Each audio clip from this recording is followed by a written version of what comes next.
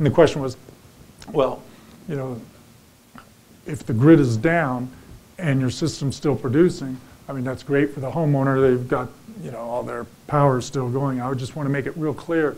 If the grid goes down, the inverter immediately shuts down.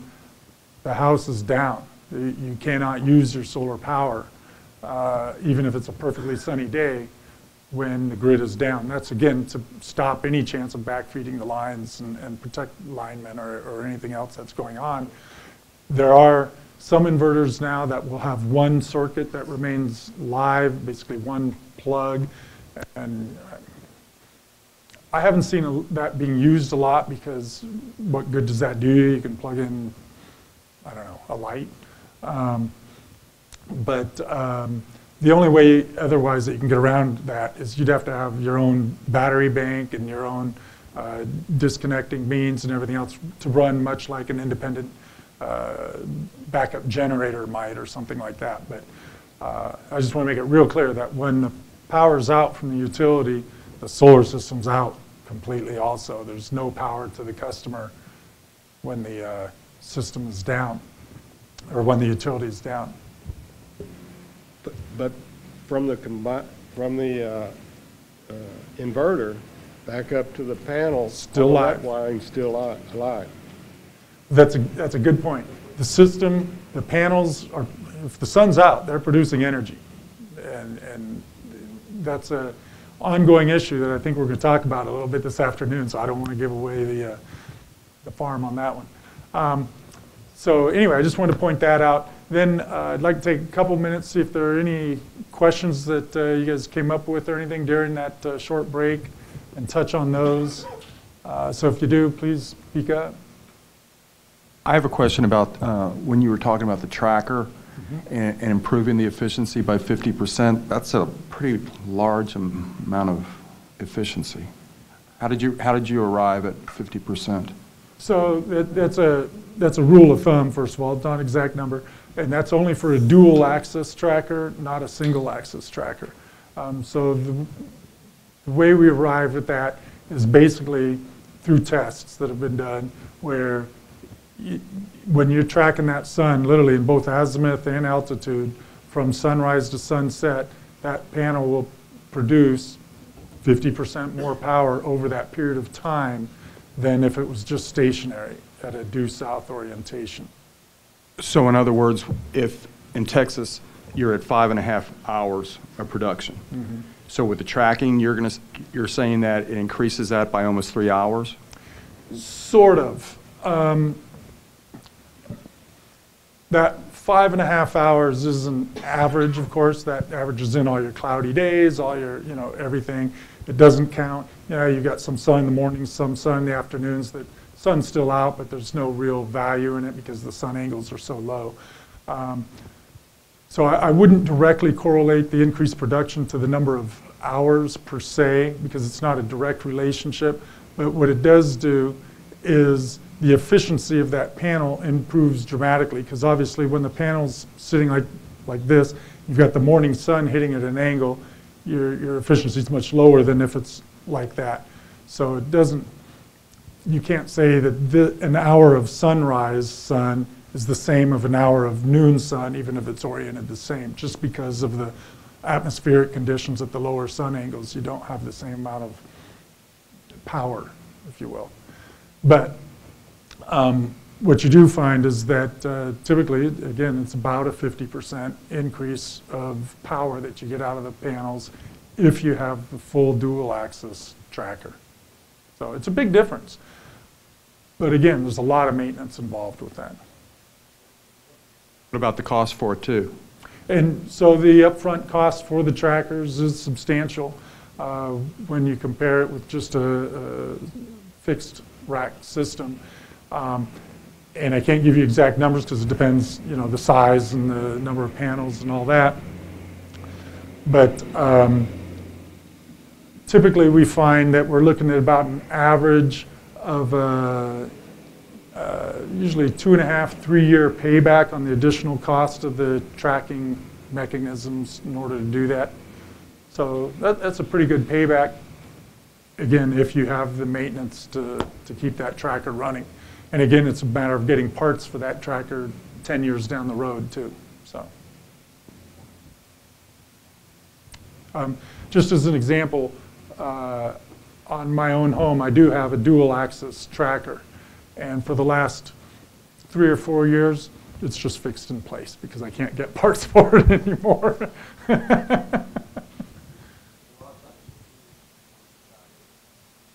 Times you'll see these ones with trackers and they're all cattywampus. All cattywampus. Some of them, and that's a problem I've had on numerous projects. We'll put in a whole array all on separate trackers, and each tracker runs independently.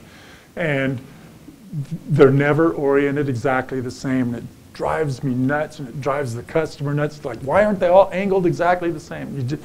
Finally, on one system, we developed our own program and everything, so they all worked off of one controller and wired them all, so at least they would move the same. But again, it becomes a challenge of maintaining all those trackers. If it does break, you do essentially what I've done is you lock it into its maximum orientation until or if you can repair it. So, yes, sir. The durability of the panels in regards to hailstorms. So, for normal hailstorms, they're very tough. I mean, you can hit them hard with the golf ball and everything. Generally, it won't break. It's like a windshield of a car, you know, almost to that level. But, you know, I know sometimes out here you can get some serious hail, and can it break it? Yeah, it probably could. Normal hailstorm's fine. Yeah. If I could chime in on that for a second. For anybody, sorry, let me walk over here so I'm not like behind the column for half of you. Just an anecdotal note on the hailstorms. Lady Bird Johnson Middle School in the city of Irving, or Irving ISD, has rooftop solar, a pretty large array of rooftop solar. And if anybody here remembers the big hailstorm about 2012, I believe, summer of 2012, that is the only time they've ever had any damage. So it took that extreme type of event, and I believe their damage was limited largely to the cylinder panels that they had. So they were replaced with more conventional. routine, more conventional panels. Very specifically, the UL 1741 UL 1703 safety standard for photovoltaics requires that the panels withstand a minimum of a 1-inch hailstone fired at the center of the panel at 55 miles an hour, and that is a nationally recognized testing laboratory aspect of the certification process. So they withstand a minimum of 1 inch at 55. And we also represent, we're Go Solar Go, but we also represent One Soltech, and our panels are warranted for a 2-inch hail strike, and we put them on golf courses all the time. So there are panels out there that are warranted for that and can withstand a lot more. So, and we produce here in Dallas. So. Okay, good info. Thank you. Any other comments, questions? Well, then what I'd like to do is offer up the stage for a moment to Jeff with Encore. He's going to talk a little bit about their solar program and what's going on there. Thanks, Tony. I'm Jeff Reed. I'm the Senior Program Manager in the process of taking over the solar program. Some of you may know Christy Tyra. Christy is taking another job in our company and will be transitioning out over the next couple of weeks. But just real briefly, Encore does offer both residential and commercial solar programs. You know, of course, here in Texas, in our service area, we're in a deregulated market. So our rules and operations are a little bit different than some of the other places. I think the majority of everybody here is North Texas, so you're familiar with how our system works with having to go through a retail electric provider, that type of thing. Just a couple of highlights of our program. We do pay $1 per DC watt, so it's a little bit lower than what it's been over the years, and that's directly tied to the decrease in cost of panels and the cost of doing a solar project now. What'll happen next year, who knows? I think it'll stay pretty consistent, but we'll have to see that in the next couple of months. Our commercial program is wildly successful. The money was reserved in less than 90 seconds this year. and I have a waiting list of about 40 projects. So we're looking at trying to do that program a little bit different next year because of the popularity of it. The residential program, as of Friday afternoon, it was about 60% reserved. I expect that money to be gone by July. You know, and then we'll open the program in November for 2016, roughly somewhere in that time frame. We've already started work on our 2016 program. We'll have to file a budget with the Public Utility Commission in April, so that numbers will become public then at that point. Our program also is a little bit different in that we cannot pay the end-use customer for the incentive to install a solar array. We have a network of about 46, 48 contractors, service providers that we call them, that serve our service territory from Midland, Odessa to Tyler to Wichita Falls to Round Rock. So pretty big network for them to do it, but that's almost tripled in size in 4 years. So we're real proud of our contractors, our service providers that are out there doing that. All that's available at our website. You can either go encore.com and click energy efficiency and then click solar off that tab. That's probably the easiest way. A direct link is called takealoadofftexas.com. So it's a mouthful. But I'll be around today and in the morning too. So if you have any questions or want to talk about it, we do inspections on our installs, but we don't do it at the level you guys do. Mainly what we're looking at is verifying the equipment and sizing that they put into our program. Our inspectors go out for both in commercial, they do a pre and a post. In a pre, we do, for residential, we do look at things like shading factor, minimum sizes, direction, that type of thing. You know, as far as part of their agreement for us is that they meet all local building codes. So, you know, that's not what we look for. Interconnection agreements that Tony's going to talk about this afternoon is a huge piece of ours. So we won't pay an incentive to that contractor until the interconnection agreement is signed with our distribution department. That's not handled in our energy efficiency group. That's handled outside by our utility design groups and distribution folks. So that is very important to us because of the safety of our linemen during those situations. I believe it's also a PUC requirement now for those kind of installs. One thing that we don't have is net metering. If you live in a co-op area or some of the co-ops, also the City of Austin, City of San Antonio, City of Garland, they may have some net metering stuff. I know City of Austin does. In our deregulated market, the Public Utility Commission has not approved us to do net metering at this point. It's kind of a confusing issue back and forth with the retailers. Also, Encore is not, we don't buy the electricity, any excess that's produced. Our meters don't run backwards anymore. We are all now advanced meters, so each inflow and outflow has its own channel. So that information is passed through to the retail electric provider, who then provides it to the customer depending on the contract that customer may have with that retail electric provider. The retailers are not required to buy it back. The ones that do are not required to buy it back at retail price. That's a whole another separate piece than us. So we just encourage customers to shop around to find out the best thing that fits their needs.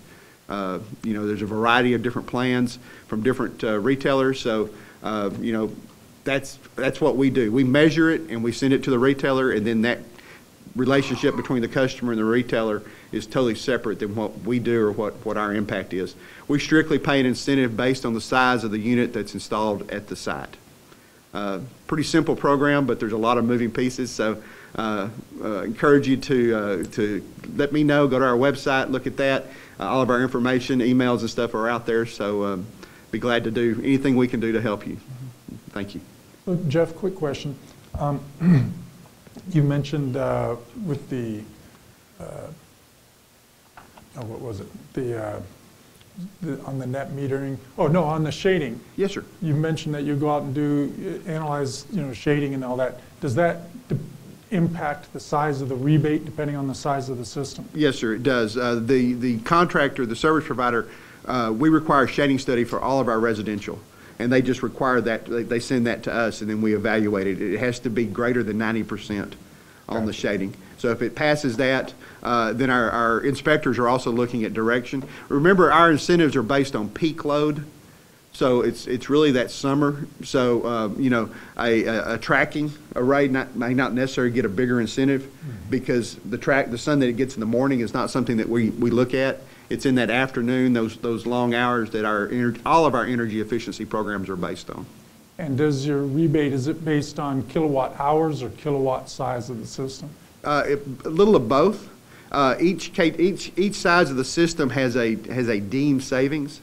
So depending on the size of the system, the incentive is bigger. You know, I think last year our average incentive was around $4,000, somewhere in that neighborhood. I tried to look at some numbers a while ago, and our secure site I couldn't get through here, which is good.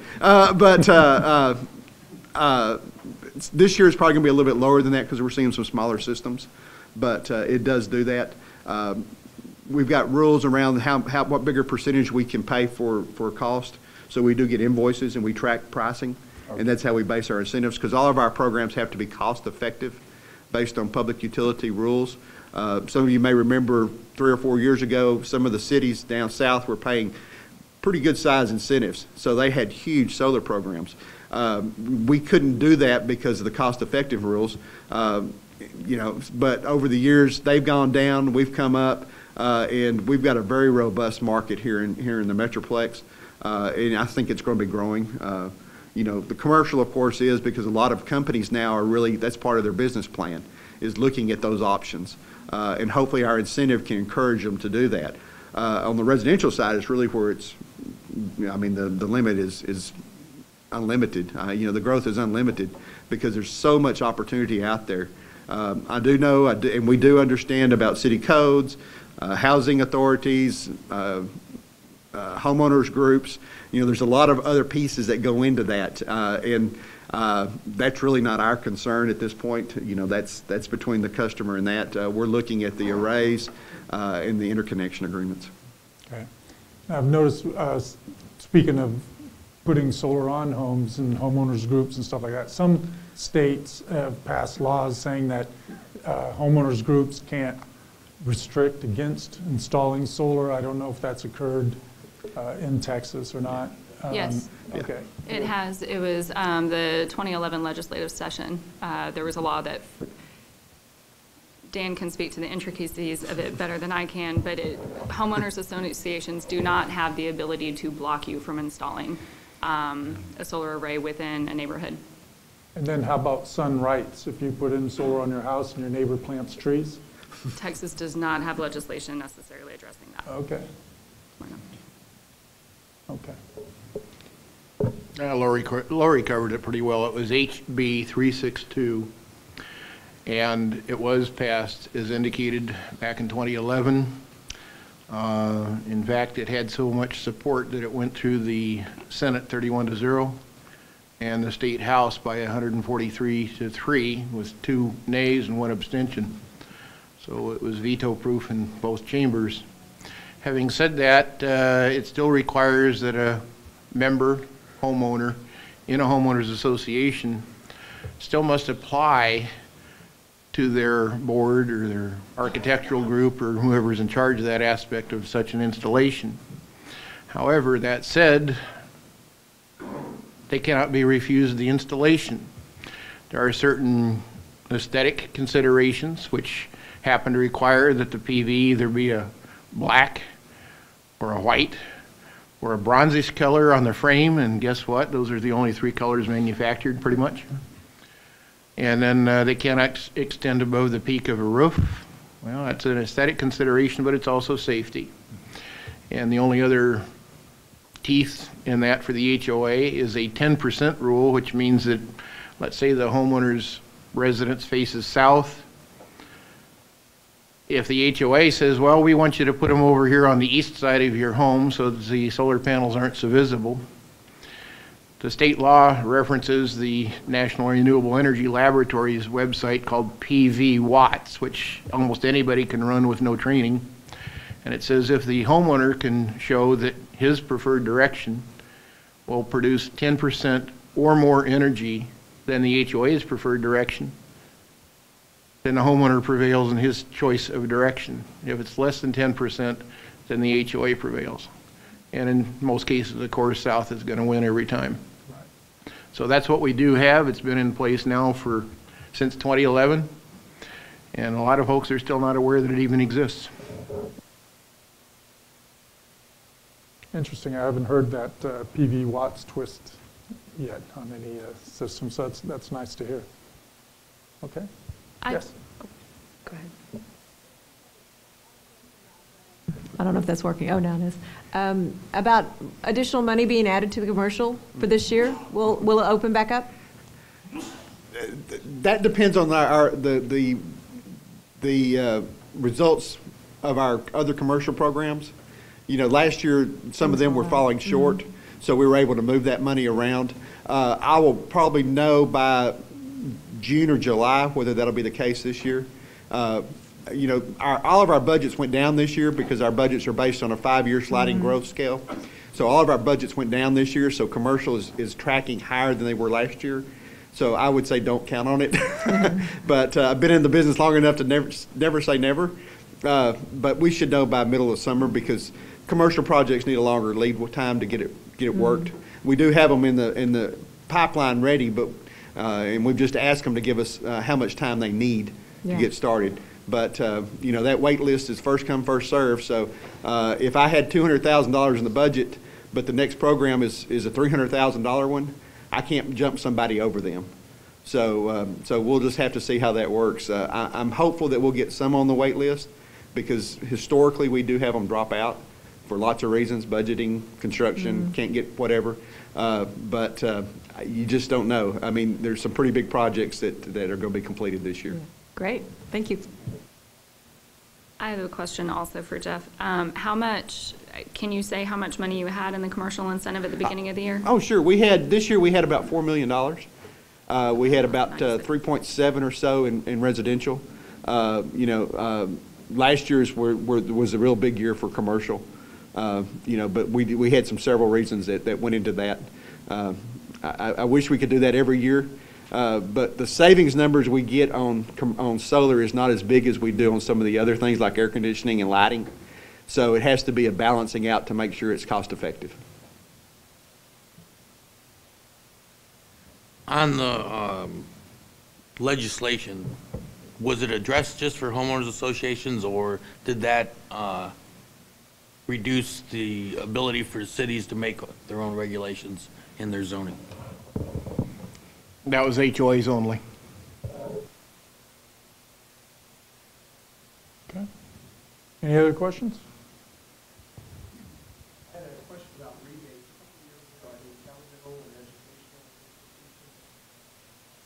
years ago, I think governmental and educational institutions seem to get some kind of special incentives or rebates. You'd see them going on rooftops at fire stations, things like that. Haven't seen anything recently. Do we know if that's still in effect or is something being planned if it's not in effect? I don't know specifically, actually, for this area, what the deal is on that. A number of special provisions have been made over the past for, like I say, government-related agencies, since they can't take advantage of so many of the tax credits and things that are out there. So there seems like constantly a different series of programs being put in place and stuff to help accommodate those types of situations and make that, you know, feasible monetarily. I don't know if there's anyone else here who has. Yeah, a lot of that money came through the ARRA program, the American Revitalization and Reinvestment Act, and that money is gone. Yeah, to expand on that a little bit, my suspicion is it was the Recovery Act funding through the EECBG, Energy Efficiency Conservation Block Grants, that went to primarily local governments. There is a funding program through SECO, through the State Energy Conservation Office, called Lone Star. It's a loan program. It's low to no interest loans. In previous years when interest rates have been very low, I think at one point there was even for a brief time a negative interest rate. And so it's only available for local governments, but that is one way that a lot of local governments in Texas have been getting financial assistance to do solar, rooftop solar, several other energy efficiency projects as well. They have certain criteria about the payback has to be within a certain number of years, and you have to use one of their contract. They have a network of providers, but that's, I think, one of the biggest sources of our local governments. NCTCOG, the State Energy Conservation Office. There's the logo at the bottom of your agenda. If anybody is interested in getting more information about that, if you want to bring me your business card, I can send you a link directly to that program. And they do, as the loans get repaid, then they open up a new round of funding, and then the loans get repaid and they open up a new round of funding. So I want to say the most recent one was within the past year, and they come around every couple years, so it may be a little bit before you see them again, but I could put you in touch with NCTCOG staff and they would be able to give you more specifics.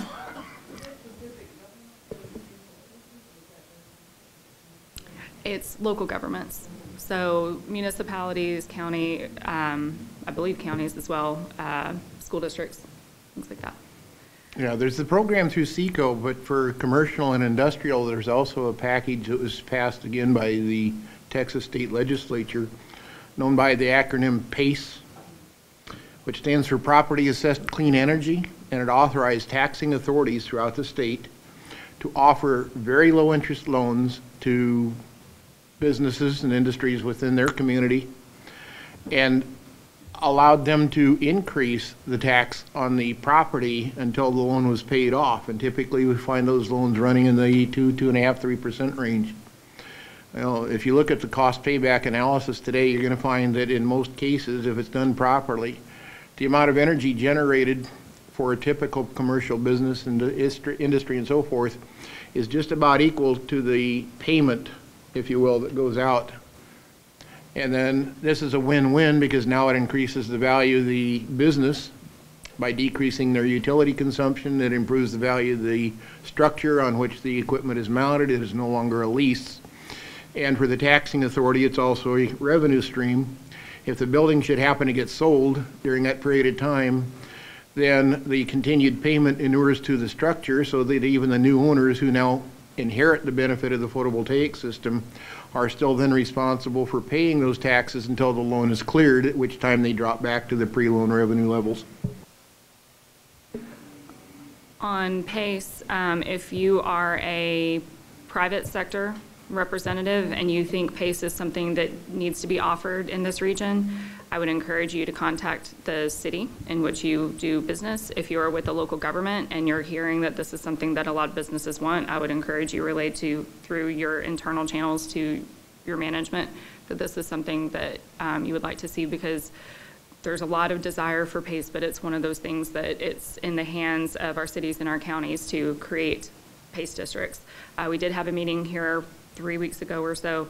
We did have 15 cities here who expressed interest in wanting to learn more and do more about creating PACE districts. And the next step for us is to have a similar meetings with the counties because they have the appraisal districts.